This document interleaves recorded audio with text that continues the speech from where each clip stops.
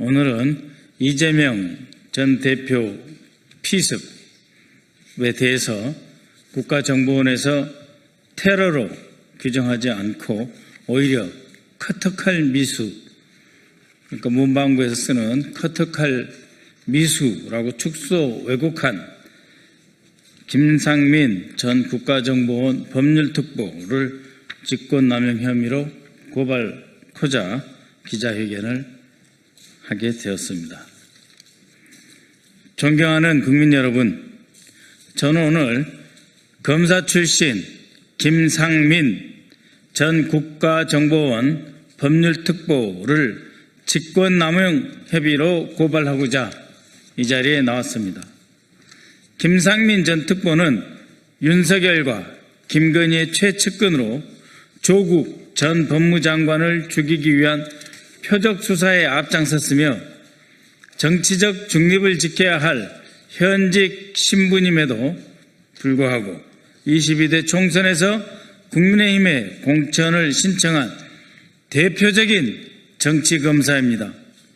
또한 김상민을 출마시키려는 과정에서 윤석열과 김건희가 압력을 행사했다는 의혹, 즉 김건희 공천 개입 의혹은 현재 특검에서 수사 중인 사안이기도 합니다.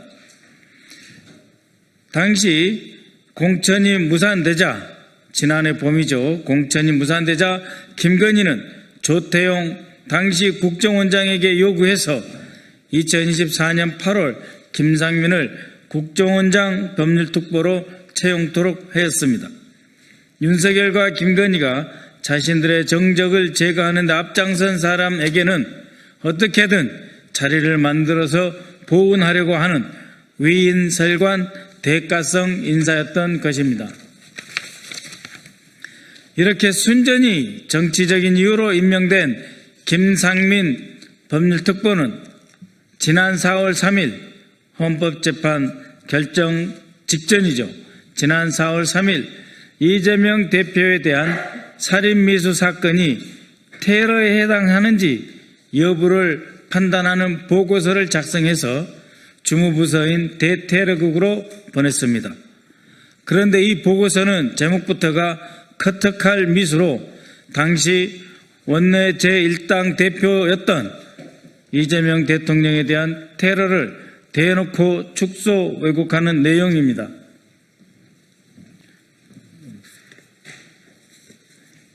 이것이 바로 김상민 특보가 작성한 야당 대표 커터칼 살인미수 사건 테러 해당 여부입니다.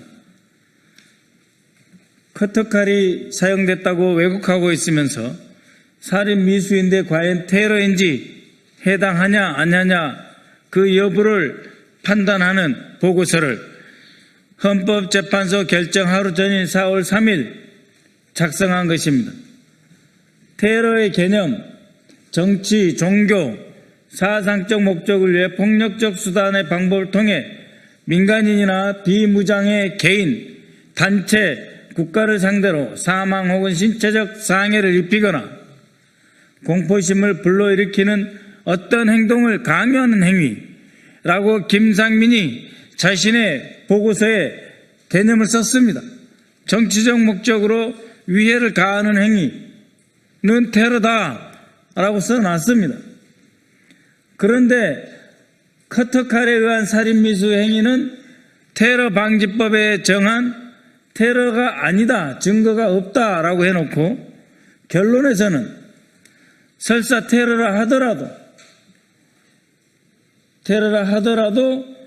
실제로 테러 행위자 김진성과 테러 피해자 이재명 당시 대표가 취할 수 있는 법적 수단이나 결과도 달라질 게 없어 테러법 적용, 테러 개념 적용은 실익이 없다라고 주장하고 있는 것입니다. 그런데 과연 이것이 커터칼이었습니까?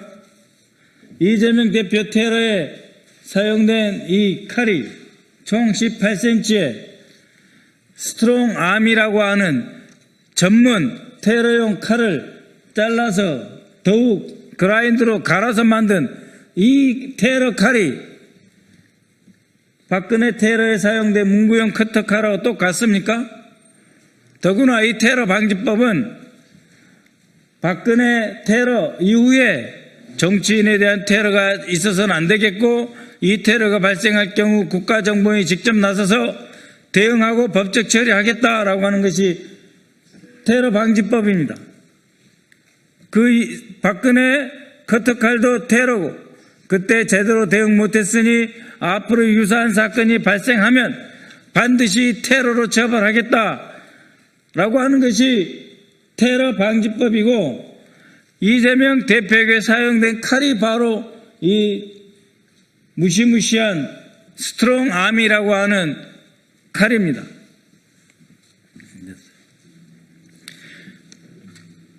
이 보고서의 작성 일자, 이 보고서에서 작성된 김상민은 법원이 적시한 범행 도구인 자그마치 18cm의 등산용 칼을 문구용 커터칼이라고 하는 등 상식 이하의 용어를 써가며 이재명 대표가 목숨을 잃을 뻔한 위중하고 엄중한 사건의 의미를 축소 왜곡하였습니다. 또한 김상민은 법률적 판단보다는 위로금 등 금전적 문제를 언급하며 테러 방지법 적용에 실력이 없다고 평가했습니다. 이뿐만 아닙니다. 김상민은 법원이 합정 판결문에서 이 대표 피습 사건이 정치적 목적이 있었다라고 적시했는데도 이를 완전히 무시한 채 테러가 아닌 살인 미수라고 단정했습니다. 본인이 앞서 규정한 테러 규정 스스로를 부정하는 것입니다. 그렇게 되면 테러 방지법이 있다 하더라도 대한민국이 대통령이 된 당시 가장 유력한 대통령 선거 후보로 수천만의 국민의 지지를 받았던 사람을 정치적 목적으로 다시 죽이는 사건이 벌어져도 된다는 말입니까? 이 보고서의 작성일자는 2025년 4월 3일 윤석열에 대한 헌법재판소의 탄핵 결정을 하루 앞둔 날이었습니다. 작년 8월에 임명된 사람이 그동안 무엇을 하다 탄핵 선고 하루 전에 이렇게 왜곡된 판단을 유도하는 보고서를 작성한 것입니까? 공천에 탈락한 자신을 위해 국정원 특보 자리를 만들어준 윤석열, 김건희에게 답례하기 위해 이 보고서를 쓴 것입니까?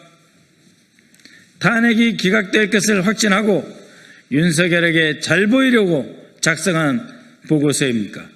아니면 헌재 결정 직전에 판을 뒤집어 보려는 내란 세력 최후의 발악이었습니까?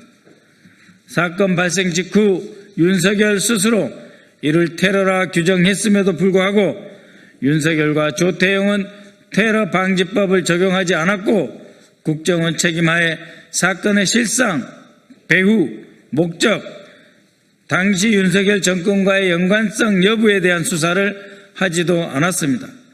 테러 방지법에 따른 피해자 이재명 대표에 대한 보호 조치를 하지 않았을 물론이고 구구 유튜버들의 극렬한 명예훼손을 방치 조장하였습니다.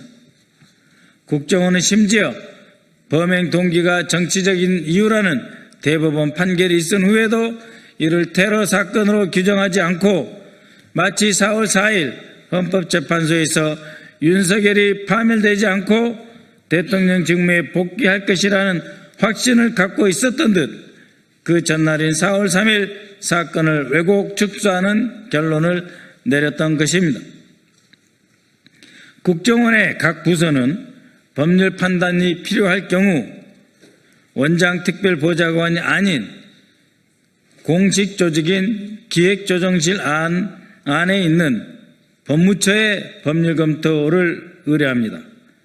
그런데 이 해당 보고서에서 보다시피 국정원 대테러국장은 이례적으로 기조실 법무처가 아닌 김상민 특보에게 법률 검토를 요청하여 작성토록 하였습니다. 대테러국장은 왜 국정원의 정상적인 조직과 절차를 놔두고 윤석열, 김건희의 최측근인 김상민에게 법률 판단을 요청한 것입니까? 기조실 법무처에서는 자신이 원하는 왜곡된 결과를 받아볼 수 없을 것 같으니 정치검사 출신 김상민에게 요청한 것입니까? 이처럼 이해할 수 없는 과정을 거쳐 작성된 김상민 특보의 커터칼 미수 보고서는 윤석열과 김건희가 자신을 챙겨준 은혜를 갚기 위해 특보로서 직권을 남용하여 국정원 직원들의 정당한 권리 행사를 방해한 것입니다.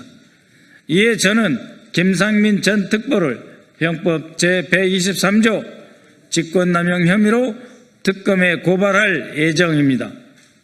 또한 정상적인 법률 검토 조직과 절차를 무시하고 정치 검사에게 법률 판단을 요청한 당시 테러국장 1년 반 만에 3급에서 2급, 2급에서 1급으로 초고속 승진한 대테러국장도 정치관여 혐의로 고발하겠습니다. 김건희 특검에 촉구합니다. 김상민이 작성한 보고서가 자신을 특보로 만들어준 윤석열, 김건희에 대한 대가성이었는지, 그리고 그 과정에서 직권을 남용하였는지 여부를 철저히 수사하여 주시기 바랍니다. 국정원에도 촉구합니다.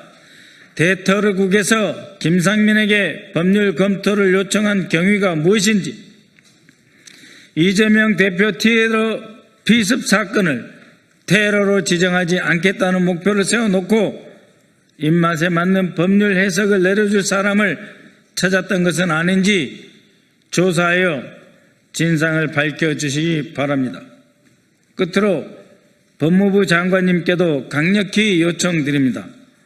이번 이상민 특보의 왜곡된 법 적용 사건을 계기로 지난해 1월 2일 발생한 이재명 대표 피습 테러에 대해 다시 수사해 주십시오.